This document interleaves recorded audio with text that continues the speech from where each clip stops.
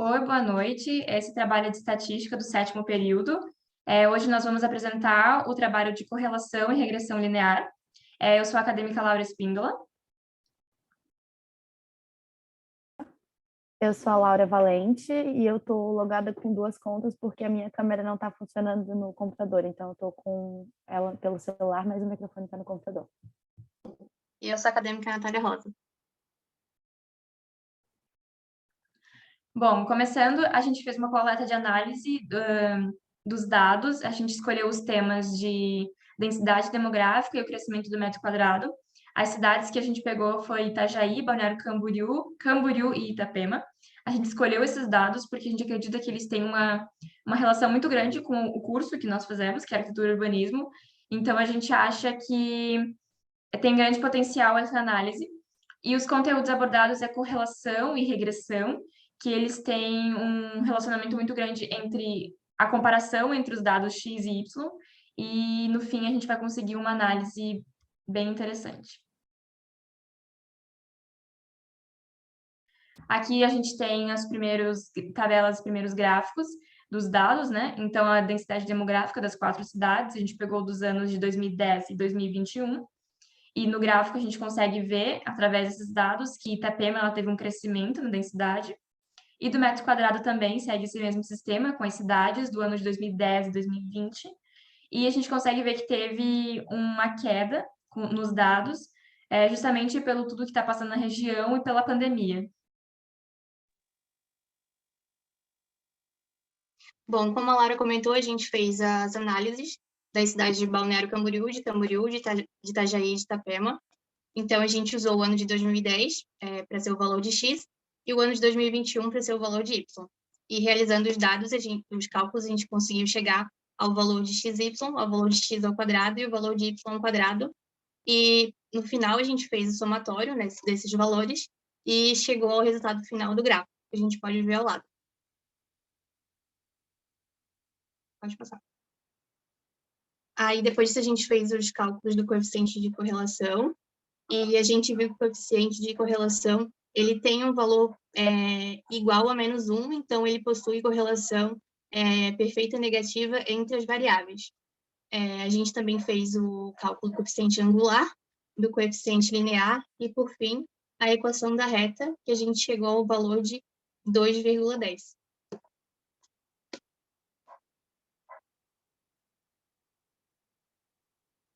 Depois a gente fez a mesma coisa com outro dado, né, que seria do metro quadrado construído. Então, a gente também utilizou o ano de 2010 para o valor de X e o ano de 2020 para o valor de Y. E a gente também realizou os cálculos e chegou ao resultado final do gráfico, né, que a gente pode ver um crescimento linear, né, crescente.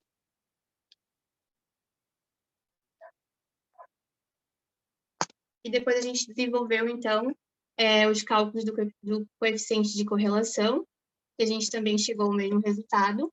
A gente fez o coeficiente angular, o coeficiente linear e a equação da reta, que a gente chegou ao valor final de 1,3.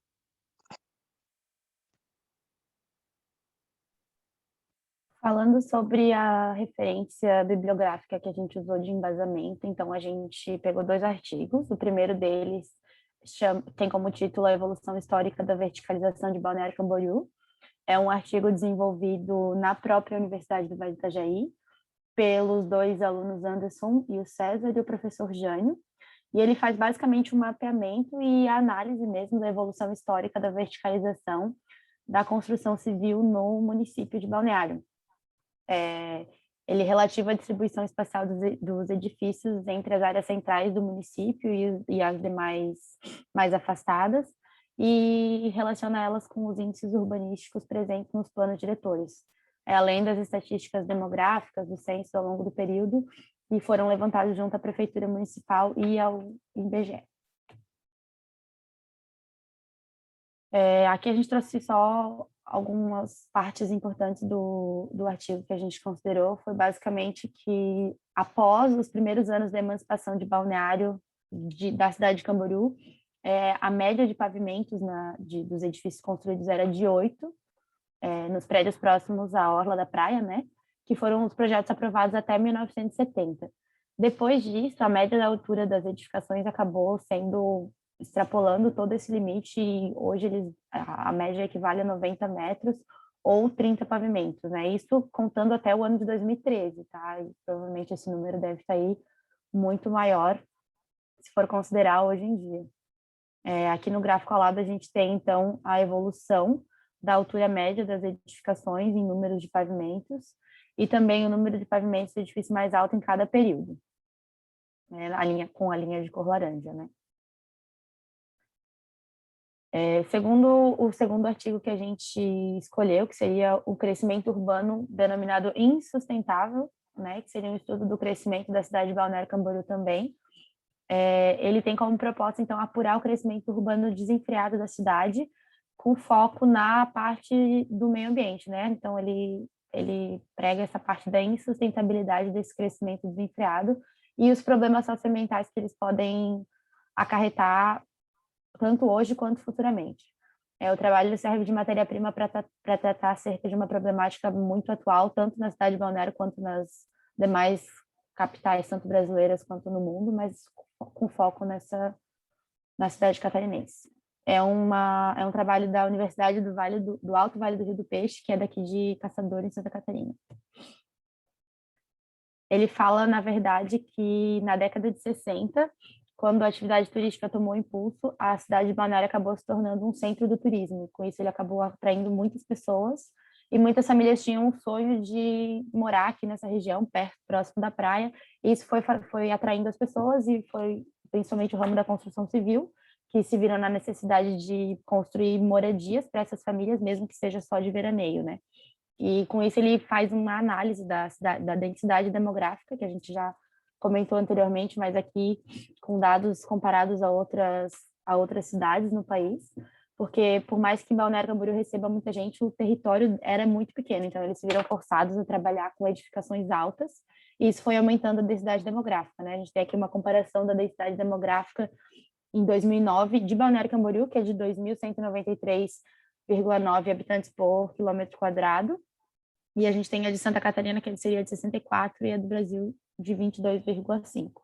Para isso, eles comparam também com as demais cidades aqui embaixo, Florianópolis, que são 623 habitantes por quilômetro quadrado, Caxias do Sul, no Rio Grande do Sul, 254, e Santa Maria, que é 145. Então, a de Balneário está aí disparado quando comparado às outras. Comparando os dois artigos com os gráficos que a gente pesquisou, a gente conseguiu evidenciar, né, que nos municípios estudados, que a gente comentou ali, Balneário Camboriú, Camboriú, Itajaí, Itapema, eles estão em constante exacerbado crescimento populacional e construtivo, né?